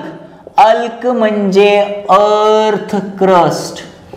Alk म्हणजे काय? Earth crust. अल्क म्हणजे काय? Earth crust. अल्क म्हणजे काय? Earth crust. म्हणजे असे कंपाऊंड जे जमिनीच्या खाली सापडतात. फ्युएल, असे कंपाऊंड जे जमिनीच्या खाली सापडतात. याला प्रिफिक्स, तिघांचा प्रिफिक्स सेम आहे. ALK अल्क, ALK अल्क, ALK अल्क. याच्यामध्ये सफिक्स ANE, याच्यामध्ये सफिक्स ENE, याच्यामध्ये YNE. सिंगल बॉन्ड असेल तर ANE, डबल बॉन्ड असेल तर ENE आणि ट्रिपल बॉन्ड असेल तर YNE. अल्केन म्हणजे carbon carbon single bond, alkene म्हणजे कार्बन कार्बन डबल बॉन्ड आणि अल्काइन म्हणजे carbon carbon triple bond. So these are the aliphatic hydrocarbons. इथपर्यंत कळालं. Next is cyclic hydrocarbons. Cyclic म्हणजे काय? जे कार्बन कार्बन काय बनवतायत, जे बनवता आहेत सायकल. मग सायक्लिक हायड्रोकार्बन मध्ये परत दोन आले.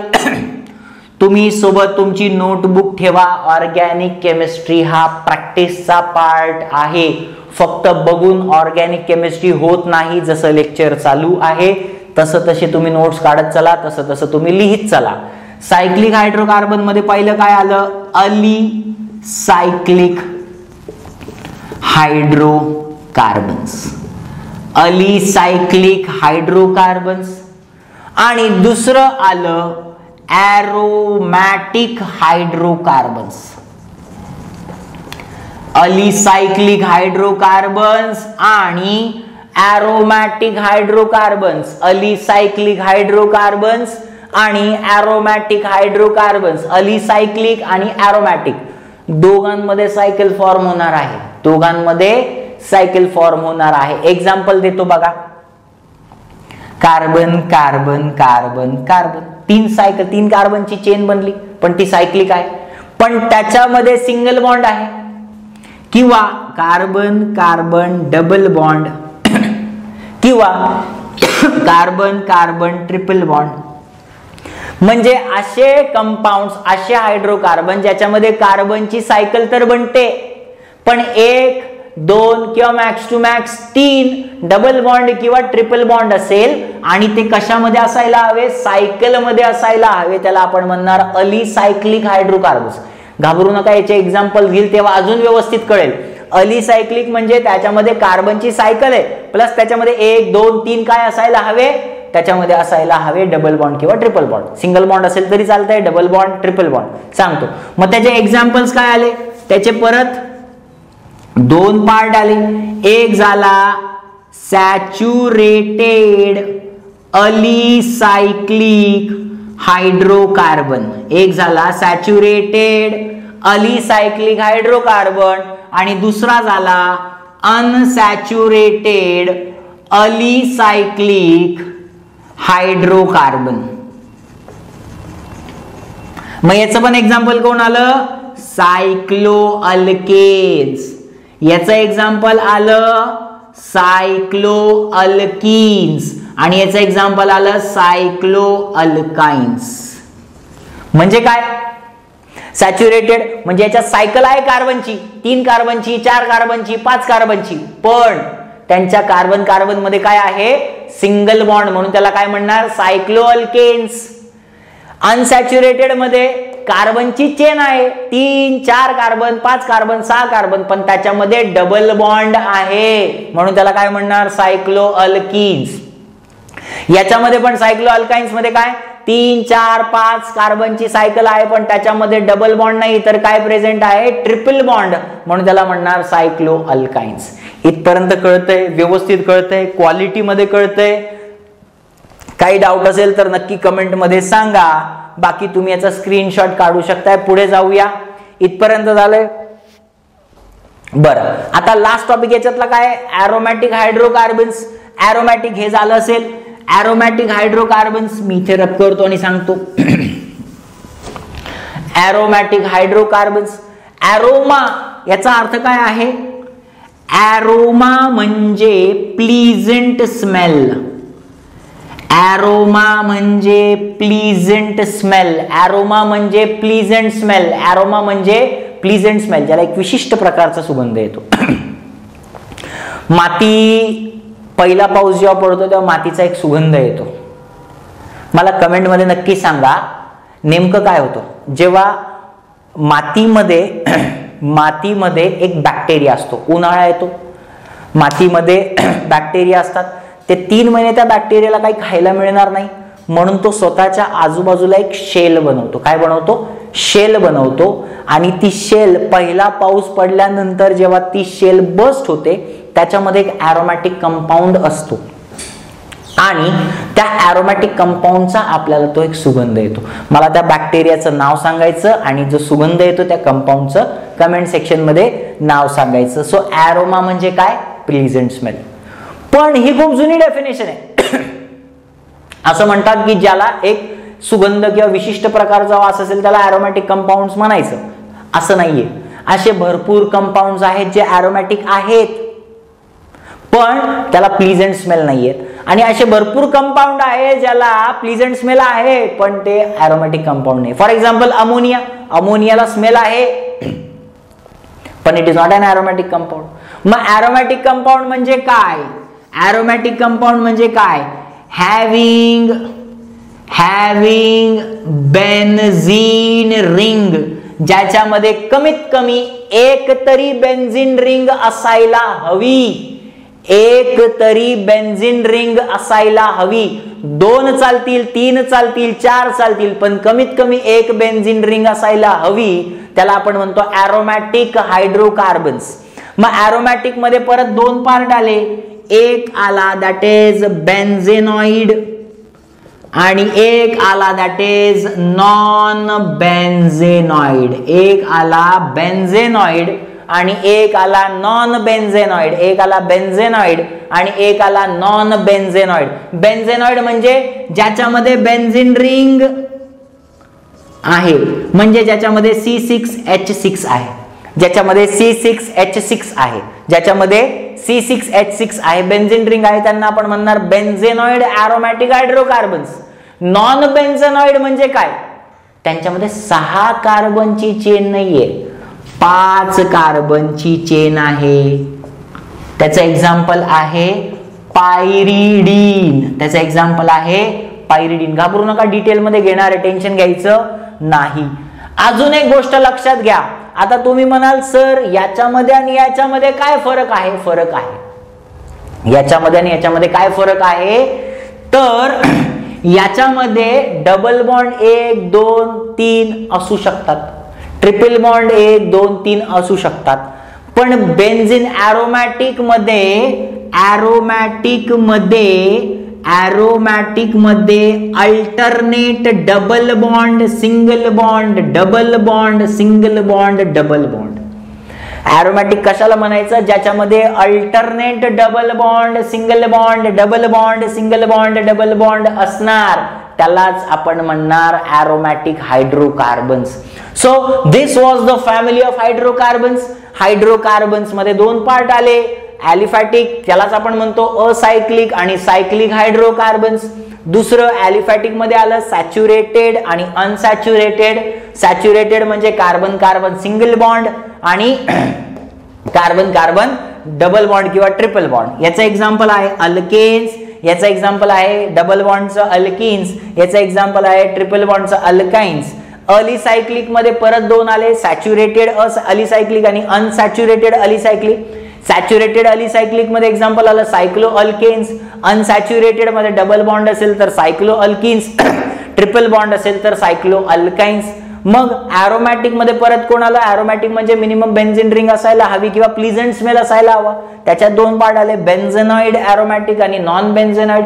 याच्यामध्ये कमीत कमी एक बेन्झीन रिंग असायला हवी, 2 चालतील, 3 चालतील, पण मिनिमम किती पाहिजे? 1. याच्यामध्ये बेन्झीन रिंग सारखं स्ट्रक्चर नसतं म्हणून they are called as non benzenoid. So this was the introduction of hydrocarbons. पुढे आपण अजून प्रत्येक कंपाऊंड हायड्रोकार्बनचा डिटेल मध्ये शिकणार आहोत. पुढचा टॉपिक असणार आहे दॅट इज होमोलॉगस सिरीज. आता आपण चार्ट बघितला दॅट वॉज हायड्रोकार्बन. हायड्रोकार्बनची पूर्ण फॅमिली बघितली आहे. आता आपण प्रत्येक फॅमिली मधला प्रत्येक मेंबर डिटेल मध्ये बघणार आहोत. त्यामध्ये हायड्रोकार्बन मधला सगळ्यात पहिला तो म्हणजे ॲलिफॅटिक हायड्रोकार्बन, त्याच्यामध्ये पण सॅच्युरेटेड, तो म्हणजे आपण बघणार आहोत दॅट इज अल्केन्स. मी तुम्हाला हे जे काही शिकवतोय बाळांनो, हे तुम्हाला ऑनलाईन ऑफलाईन कुठेही जास्त मिळणार नाही. सो परत एकदा तुम्ही तुमची नोटबुक नीट ठेवायची आहे समोर आणि चालू पडायचं आहे. So what are alkanes? याची डेफिनेशन बघूया पहिले आपण. Alkanes are saturated. सॅच्युरेटेड म्हणजे काय, तर त्याच्यामध्ये कार्बन कार्बन सिंगल बॉन्ड आहे, 2 कार्बन मध्ये सिंगल बॉन्ड असतो म्हणून त्याला आपण म्हणणार सॅच्युरेटेड. त्याची स्ट्रेट चेन असते ॲलिफॅटिक, त्याच्यामध्ये स्ट्रेट चेन असते कार्बनची, म्हणजे टर्मिनल कार्बन आहे, नॉन टर्मिनल कार्बन आहे. So alkanes are saturated aliphatic, आणि त्याच्यामध्ये फक्त हायड्रोजन आणि कार्बन आहे म्हणून alkanes are saturated aliphatic hydrocarbons. बरं कसं ओळखायचं, अल्केन सुद्धा एक फॅमिली आहे, त्याचा फॉर्म्युला येईल हॅव्हिंग जनरल मॉलिक्युलर फॉर्म्युला, ज्याला आपण शॉर्टकट मध्ये म्हणतो जी टिंब, एम टिंब, एफ टिंब, GMF, CnH2n+2 with carbon carbon single bond. याला रीड कसं करतात, carbon carbon single bond. Read कसं करायचं, कार्बन कार्बन सिंगल बॉन्ड. नीट लक्ष द्यायचं आहे, हा फॉर्म्युला महत्वाचा आहे, हे महत्वाचं आहे, कारण मी तुम्हाला 3 गोष्टी शिकवणार आहे. सगळ्यात पहिले मॉलिक्युलर फॉर्म्युला, दुसरी गोष्ट शिकवणार आहे स्ट्रक्चरल फॉर्म्युला, आणि तिसरी गोष्ट शिकवणार आहे दॅट इज फंक्शनल ग्रुप. नीट लक्ष द्यायचं, एकदम बेसिक जातो आहोत आपण. अल्केनची definition, alkanes are saturated aliphatic hydrocarbons. Alkanes are saturated aliphatic hydrocarbons having general molecular formula, ज्याला आपण GMF म्हणतो, त्याचा मॉलिक्युलर फॉर्म्युला काय, CnH2n+2 आणि कार्बन कार्बन सिंगल बॉन्ड. आता नीट लक्ष द्या, मॉलिक्युलर फॉर्म्युला म्हणजे काय. मी तुम्हाला काय बोललो, अल्केन एक असा कंपाऊंड आहे ज्याच्यामध्ये फक्त कार्बन आहे आणि हायड्रोजन आहे, पण त्या कंपाऊंड मध्ये किती हायड्रोजन आणि किती कार्बन कसं ओळखणार, तर त्याच्यासाठी आपल्याला एक फॉर्म्युला दिलाय जेणेकरून आपल्याला कार्बन हायड्रोजन किती मॉलिक्युल्स प्रेझेंट आहे ते कळतं. त्याला आपण म्हणतो मॉलिक्युलर फॉर्म्युला. डेफिनेशन पाठ करायची गरज नाहीये. एखाद्या कंपाऊंड मध्ये किती नंबर ऑफ ॲटम्स प्रेझेंट आहे त्याच्यासाठी जो फॉर्म्युला असतो त्याला आपण म्हणणार मॉलिक्युलर फॉर्म्युला. मग molecular formula of alkane is CnH2n+2. याच्याने आपल्याला कळेल किती कार्बन आणि किती हायड्रोजन आहेत, कळतंय. Now what is functional group. Functional group बघा, जर एखाद्या बिल्डिंग वरती लाइटिंग लागलेली असेल म्हणजे काय, आपण काय समजतो की त्या घरात एकतर हळदीचा कार्यक्रम आहे, बर्थडेचा कार्यक्रम आहे किंवा दिवाळी आहे, म्हणजे लाइटिंग लावून आपण लोकांना सांगतो की आपल्या घरात काहीतरी फंक्शन आहे. तसंच एखाद्या कंपाऊंड मध्ये एखाद्या केमिकल मध्ये जर एखादा ॲटम कंपाऊंड अटॅच झाला तर त्या ॲटम आणि कंपाऊंड मुळे आता तो पूर्ण कंपाऊंड ओळखला जातो आहे. एखादा ॲटम मॉलिक्यूल आयन मुळे जर एखादा पूर्ण कंपाऊंड ओळखला जातोय त्याला आपण म्हणणार फंक्शनल ग्रुप. मग अल्केन कोणामुळे ओळखला जातोय, तर अल्केन मध्ये कार्बन कार्बन सिंगल बॉन्ड आहे.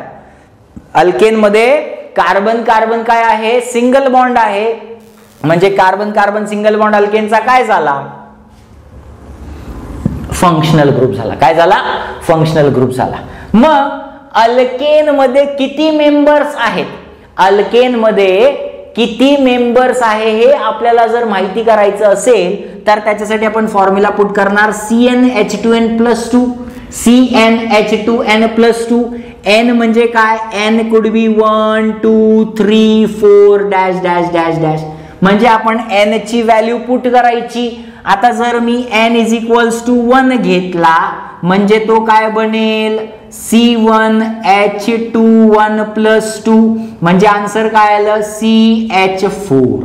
एक कार्बन आणि 4 हायड्रोजन, एक कार्बन आणि 4 हायड्रोजन.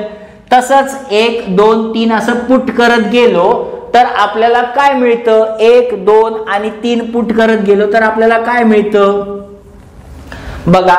n ची किंमत 1 टाकली तर पहिला कंपाऊंड मिळतो CH4 C2H6 C3H8 C4H10 C5H12 C6H14 C7H16 C8H18 C9H20 C10H22 C11H24 C12H26 C13H28 C14H30 C15H32 C16H34 C17H36 C18H38 C19H40 आणि C20H42 असे आपल्याला अल्केन फॅमिली मधले फॅमिली मेंबर्स मिळाले. काय मिळाले, CH4 C2H6 पहिला कंपाऊंड, दुसरा, तिसरा, चौथा, पाचवा, सहावा, सातवा, आठवा, 9th 10th 11th 12th 13 14 15 16 17 18 19 20 members of alkane. किती मिळाले आपल्याला, 20 मेंबर्स ऑफ अल्केन. मग पहिलं कसं लक्षात ठेवायचं रे, MEPB. कसं लक्षात ठेवायचं, MEPB. कसं लक्षात ठेवायचं, MEPB. म्हणजे पहिला आला मिथेन, म्हणजे पहिला मेंबर कोण आहे अल्केनचा, मिथेन. दुसरा मेंबर आहे इथेन. तिसरा मेंबर आहे प्रोपेन. चौथा मेंबर आहे ब्युटेन. पाचवा मेंबर आहे पेंटेन. सहावा मेंबर आहे हेक्सेन. सातवा मेंबर आहे हेप्टेन. आठवा मेंबर आहे ऑक्टेन. नववा मेंबर आहे नोनेन. 10वा मेंबर आहे डेकेन. आता हे लक्षात कसं ठेवायचं, पहिले 4 तर सिंपल आहे, MEPB. पहिले 4 सिंपल आहे, दॅट इज MEPB. पहिले 4 सिंपल आहे, दॅट इज MEPB. पहिले 4 simple, that is MEPB. Now M stands for methane, E stands for ethane, C3 stands for propane. एक म्हणजे मिथेन, दुसरा म्हणजे इथेन, तिसरा म्हणजे प्रोपेन, चौथा म्हणजे ब्युटेन. आता मॅथ्स मध्ये 5 कॉर्नर असतील तर त्याला आपण पेंटा म्हणतो, 6 असतील तर हेक्सा, 7 असतील तर हेप्टा, 8 असतील तर ऑक्टा, 9 असतील तर नोना आणि 10 असतील तर डेका. म्हणजे याच्यामध्ये 5 कार्बन आहे म्हणून पेंट, 6 कार्बन आहे म्हणून हेक्स, 7 कार्बन आहे म्हणून हेप्ट, 8 कार्बन आहे म्हणून ऑक्ट, 9 कार्बन आहे म्हणून नॉना आणि 10 कार्बन आहे म्हणून डेकेन. आणि अल्केन आहे, अल्केनची एंडिंग असते ANE. म्हणून methane, ethane, propane, butane, pentane, hexane, heptane, octane, नोनेन, decane.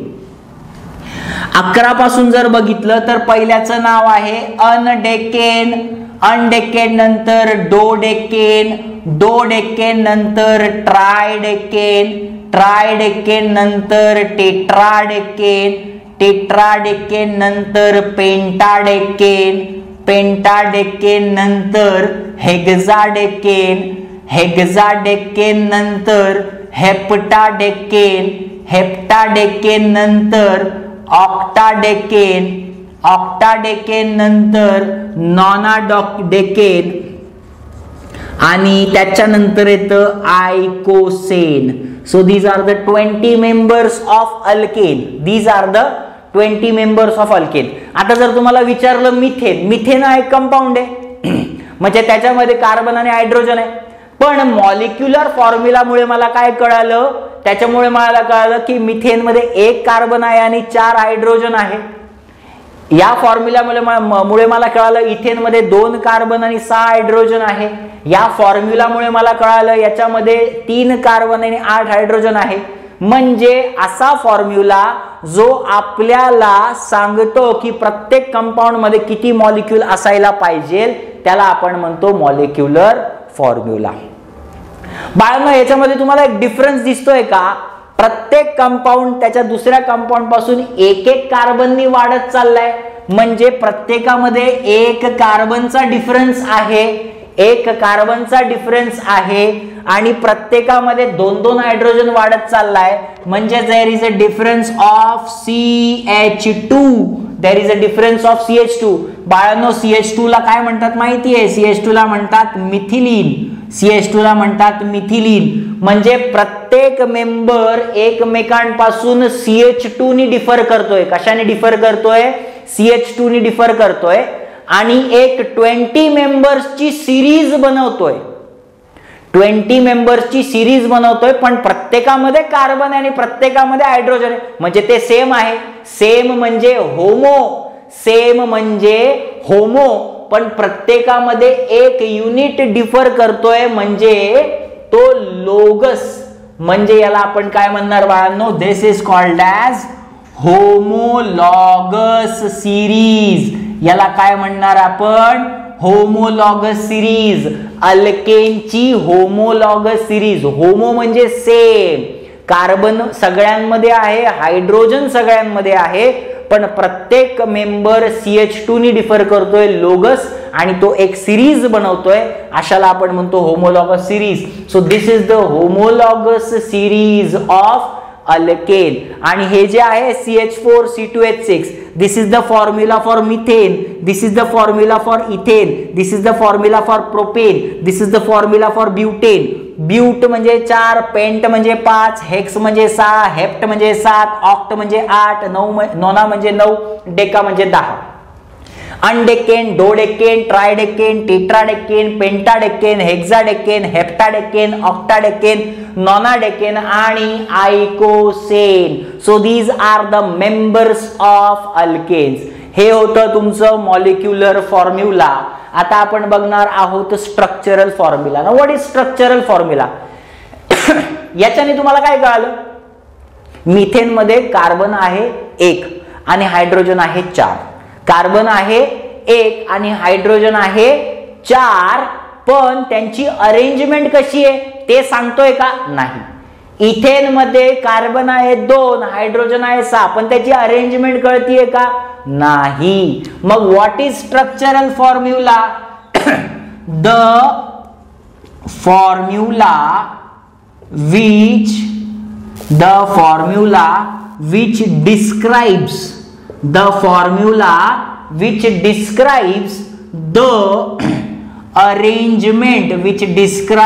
the arrangement of atoms present in the compound. परत एकदा सांगतो, द फॉर्म्युला विच डिस्क्राइब, असा फॉर्म्युला जो डिस्क्राइब करतो त्याच्यामध्ये जितके नंबर ऑफ ॲटम्स आहे त्यांची अरेंजमेंट ॲटमॉस्फिअर मध्ये किंवा पेपरवर आपण तो कसा ड्रॉ करू शकतो त्याला आपण म्हणणार स्ट्रक्चरल फॉर्म्युला. सो हेडिंग टाकायची स्ट्रक्चरल फॉर्म्युला. याचा एक छान असा स्क्रीनशॉट काढून घ्या.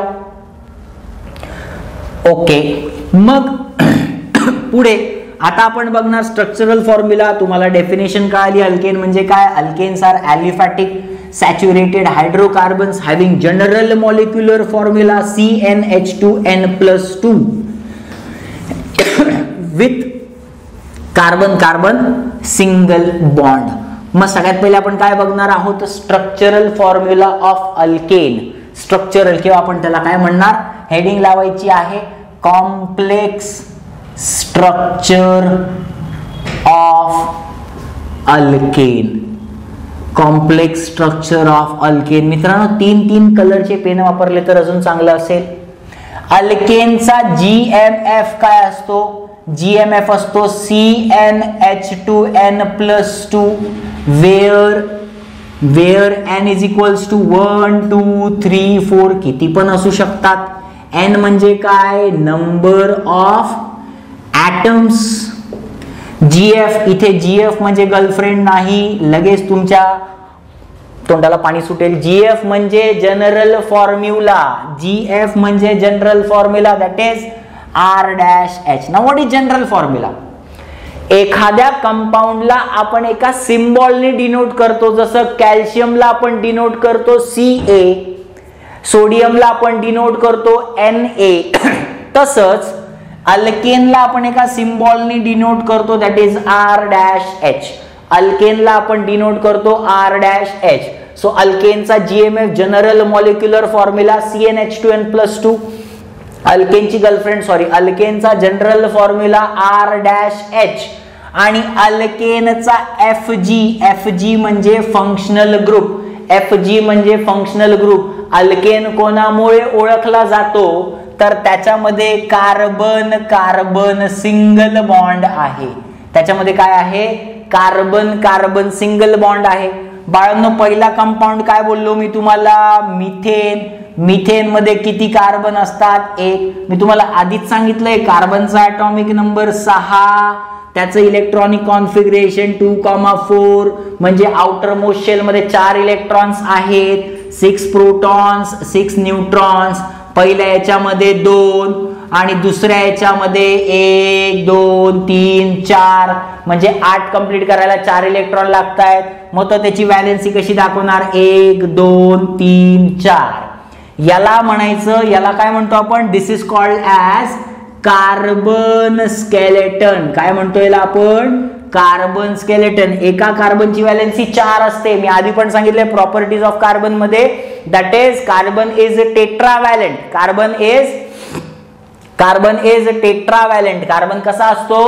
कार्बन टेट्राव्हॅलेंट असतो. कार्बन कसा असतो? टेट्राव्हॅलेंट असतो. एका कार्बनला 4. याला आपण काय म्हणणार? Carbon skeleton. मग मिथेनचा फॉर्म्युला काय होता? मॉलिक्युलर फॉर्म्युला CH4 म्हणजे एका कार्बनला 4 हायड्रोजन. 1 2 3 4. गणपतीचा जय जयकार. 1 2 3 4 मिथेन झाला. 2 नंबर कोण आला? 2 नंबर आला इथेन. इथेनचा फॉर्म्युला मॉलिक्युलर फॉर्म्युला होता C2H6. याच्याने आपल्याला फक्त काय कळतंय की त्याच्यामध्ये 2 कार्बन आहेत आणि 6 हायड्रोजन आहे. पण ते अरेंज कसे आहेत? तर त्याच्यामध्ये कार्बन कार्बनची बॉन्डिंग आहे. कार्बनची व्हॅलेन्सी असते 4. ऑलरेडी त्यांनी याच्यासोबत बॉन्ड फॉर्म केलाय. 1 2 3 4 1 2 3 4. लावा त्याला हायड्रोजन. हायड्रोजन लावलेला आहे.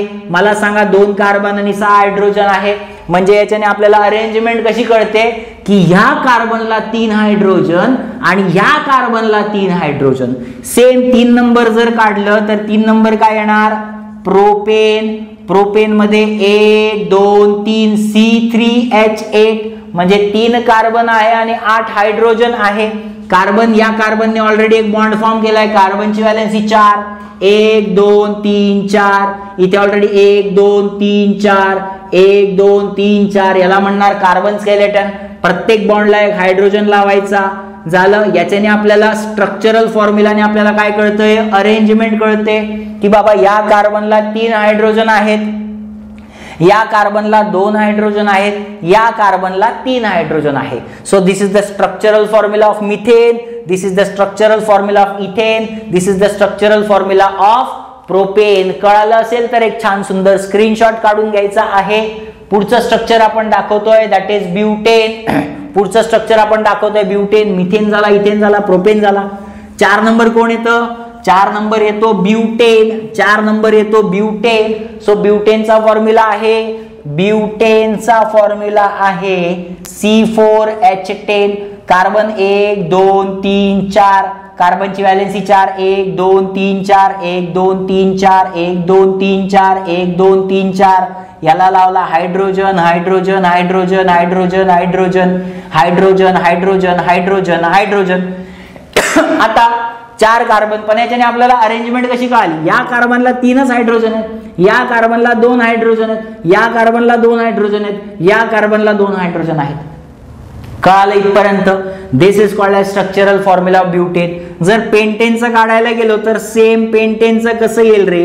C5H12. परत 5 कार्बन काढायचे. 1 2 3 4 5 कार्बन काढले. कार्बनची व्हॅलेन्सी 4. 1 2 3 4 1 2 3 4 1 2 3 4 1 2 3 4 1 2 3 4. प्रत्येकाला एक हायड्रोजन लावला. 1 2 3 4 5 6 7 8 9 10 11 12 झाला. पण याच्याने आपल्याला अरेंजमेंट कळाली. या कार्बनला 3 हायड्रोजन, या कार्बनला 3 हायड्रोजन, मधल्या कार्बन्सला 2-2 हायड्रोजन. याच्यामध्ये टर्मिनल कार्बन आहेत म्हणून याला आपण ॲलिफॅटिक म्हणतो. आता तुम्हाला पुढचं हेक्झेन टू डेकेन तुम्हाला स्वतः काढायचं आहे. मी प्रत्येक स्ट्रक्चर इथे डिटेलमध्ये काढू शकत नाहीये. पेंटेन पर्यंत तुम्हाला कळालं. This is called as a complex structure of alkane.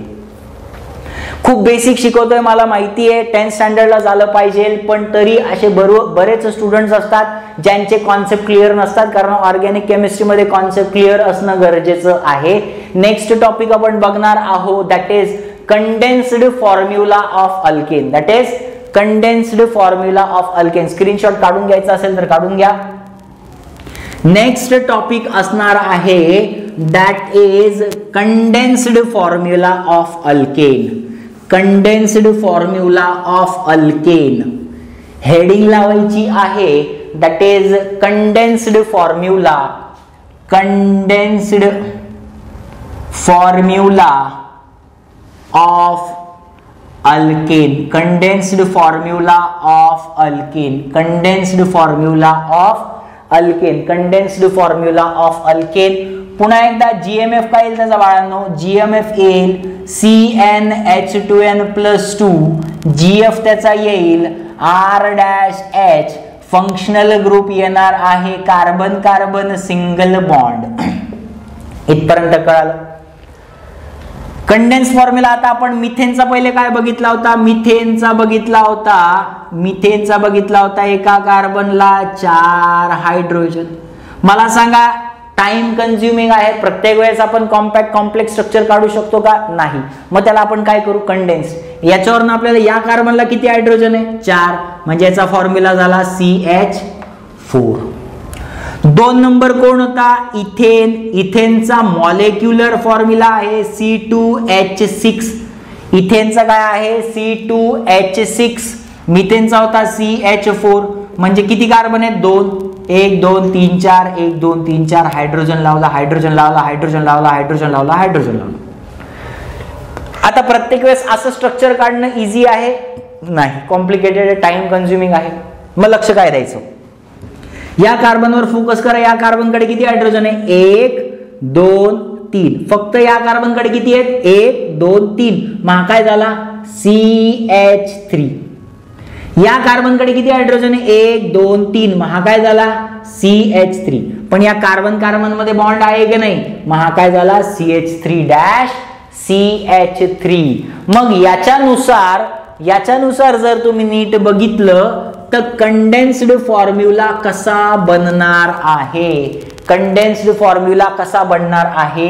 1 नंबरला आहे methane, 2 number ethane, 3 number propane, 4 number butane, 5 number pentane, 6 number hexane, 7 number heptane, 8 number octane, 9 number नोनेन आणि 10 नंबर दॅट इज डेकेन. 8 10 झाले. आपण 20 नाही बघणार, फक्त 10 बघणार.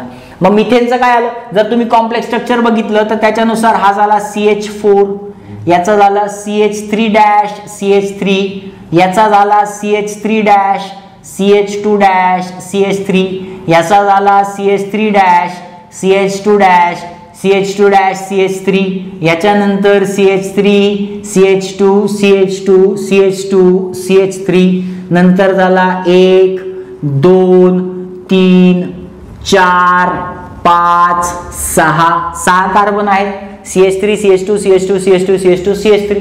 नीट लक्ष द्या, टर्मिनल कार्बन मध्ये 3 आहे. कार्बनची व्हॅलेन्सी 4 करायची आहे ना.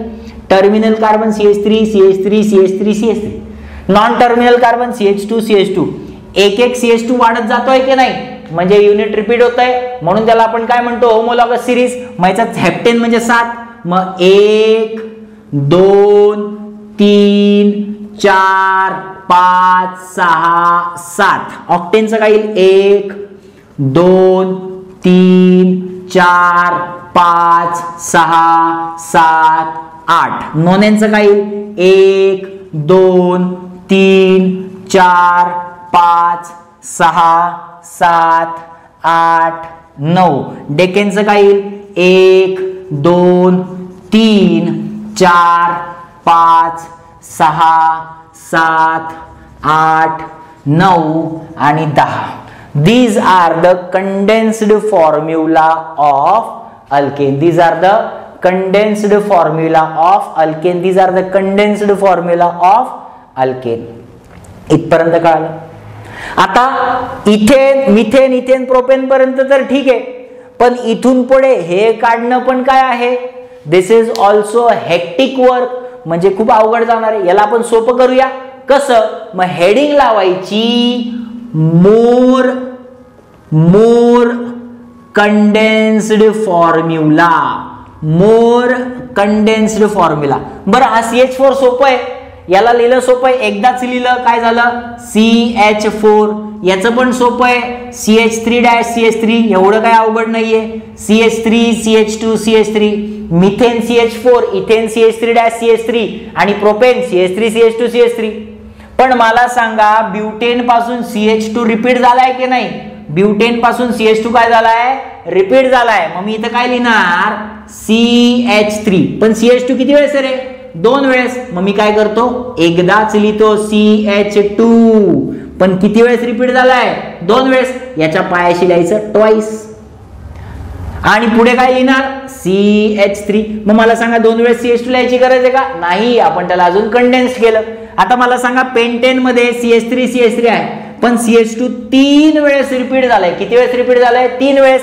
मग मी इथं कसं लिहिणार CH3- CH2 थ्राइस CH2, म्हणजे 2 कार्बन आणि 3 आणि 2 किती झाले? 5. याच्यामध्ये किती CH2 रिपीट झाले? 4. मग परत याचं कसं लिहिणार CH3- CH2 4 टाइम्स झाला आहे आणि पुढे लिहिणार CH3. हेप्टेन मध्ये 1, 2, 3, 4, 5 वेळेस रिपीट झाले. मग हेप्टेनचं कसं येईल CH3- CH2 5 टाइम्स CH3. तसंच तुम्ही ऑक्टेन, नोनेन आणि डेकेनचं करायचंय. सो आपण काय काय कव्हर केलं? Molecular formula of alkane, structural formula of alkane, complex structure of alkane, condensed formula of alkane आणि मोर कंडेन्स्ड फॉर्म्युला ऑफ अल्केन. बाळांनो, मी तुम्हाला आत्ता जे शिकवतोय मला माहितीये तुम्ही जेव्हा हे बघणार तुम्हाला हे लगेच कळेल, अरे हे किती सोपं आहे.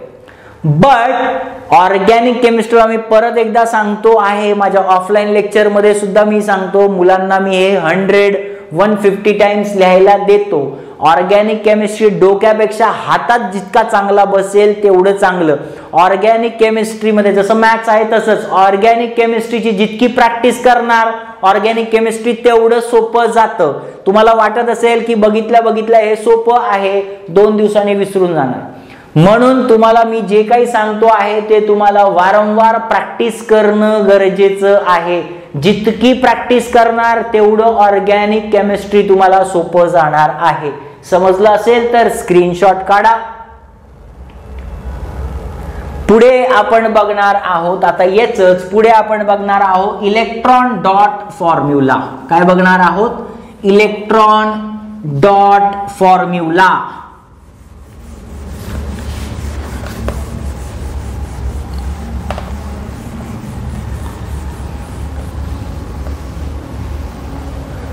Now what is electron dot formula? Electron dot formula किंवा आपण त्याला क्रॉस डॉट पण म्हणतो. बघा, 2 कंपाऊंड मध्ये बॉन्ड कधी फॉर्म होतो? Sharing of electron. 2 कंपाऊंड एकमेकांमध्ये इलेक्ट्रॉन काय करतात? फॉर्म करतात, एकतर देतात किंवा घेतात. आणि sharing of electron forms a bond. मग मी आता तुम्हाला ॲटॉमिक स्ट्रक्चर शिकवलं होतं हायड्रोजनचं आणि कार्बनचं. ॲटॉमिक स्ट्रक्चर शिकवलं होतं हायड्रोजनचं आणि कार्बनचं. त्याच्यामध्ये बघा, जर आपण बघितलं कार्बनची व्हॅलेन्सी किती आहे? कार्बनची व्हॅलेन्सी आहे 2,4. कार्बनचा ॲटॉमिक नंबर 6. म्हणजेच प्रोटॉन किती येतील? 6. न्यूट्रॉन किती येतील? 6. पहिल्या शेलमध्ये 2 इलेक्ट्रॉन, दुसऱ्यामध्ये 4 इलेक्ट्रॉन. 1, 2, 3, 4 इलेक्ट्रॉन. 8 कंप्लीट करण्यासाठी 4 इलेक्ट्रॉन लागतायत. म्हणजे मी कार्बनला काय दाखवेल? 1, 2, 3, 4. म्हणजे त्याच्या आउटर मोस्ट शेल मध्ये किती इलेक्ट्रॉन्स प्रेझेंट आहे? 1, 2, 3, 4. म्हणजे कार्बनचा इलेक्ट्रॉन मी कशाने दाखवला, क्रॉसने दाखवला. हायड्रोजनचा ॲटॉमिक नंबर 1 म्हणजे त्याच्याकडे एक प्रोटॉन आणि एकच इलेक्ट्रॉन, म्हणजे त्याच्या आउटर मोशन मध्ये एकच इलेक्ट्रॉन आहे.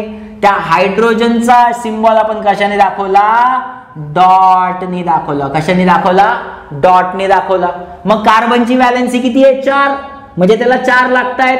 मग एक हायड्रोजन आला, त्यांनी त्याचा एक इलेक्ट्रॉन याच्या सोबत शेअर केला.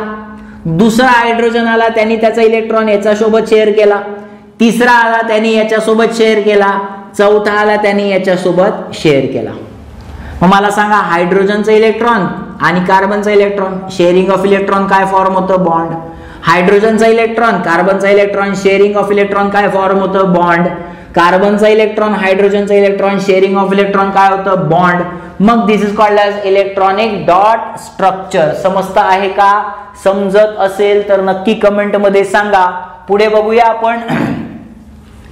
इलेक्ट्रॉन डॉट स्ट्रक्चर हेडिंग लावायची आहे, electron dot structure. Electron dot structure heading लावायची आहे, electron dot structure. Electron dot structure. Electron dot structure त्याचा जीएमएफ परत एकदा मी परत का लिहितो, कारण त्याची हॅमरिंग होते, तुम्हाला पाठ करायची गरज नाही पडत. घडी घडी लिहिलं तर जीएफ काय येईल त्याचा, जीएफ येईल R-H.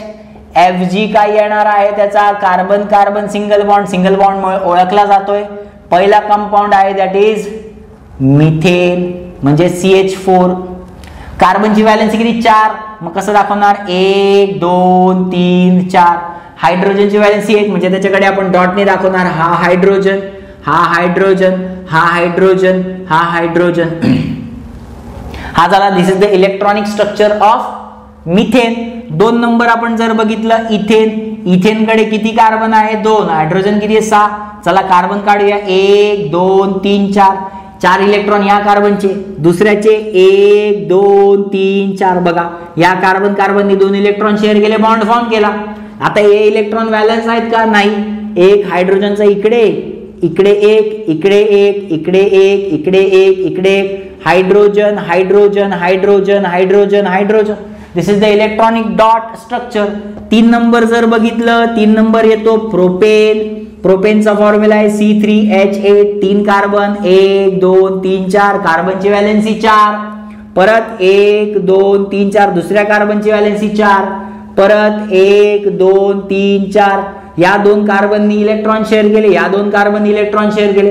प्रत्येकाचे बाकीचे इलेक्ट्रॉन बाकी आहे. याला एक हायड्रोजन, याला एक हायड्रोजन, याला एक हायड्रोजन, याला एक हायड्रोजन, याला एक हायड्रोजन, इकडे एक हायड्रोजन, इकडे एक हायड्रोजन, इकडे एक hydrogen. H H H H H H. This is called as electronic dot structure. तुम्हा सर्वांसाठी होमवर्क आहे, ब्युटेन पासून डेकेन पर्यंत असेच इलेक्ट्रॉन डॉट स्ट्रक्चर काढायचे आहे. मी पुन्हा एकदा सांगतो, जर तुम्हाला खरंच व्हिडिओ मधलं समजत असेल, आवडत असेल आणि तुम्हाला वाटतंय की या व्हिडिओचा फायदा झाला पाहिजे, तर तुम्ही याची जास्तीत जास्त प्रॅक्टिस केली पाहिजे. जितकी जास्त प्रॅक्टिस करणार तेवढं जास्त ऑर्गॅनिक केमिस्ट्री तुमचं पक्क होणार. मी वारंवार सांगतो आहे. दिस वॉज इलेक्ट्रॉन डॉट स्ट्रक्चर. पुढचा टॉपिक आपण बघणार आहोत. इथं आपलं इलेक्ट्रॉन डॉट स्ट्रक्चर संपलं आहे.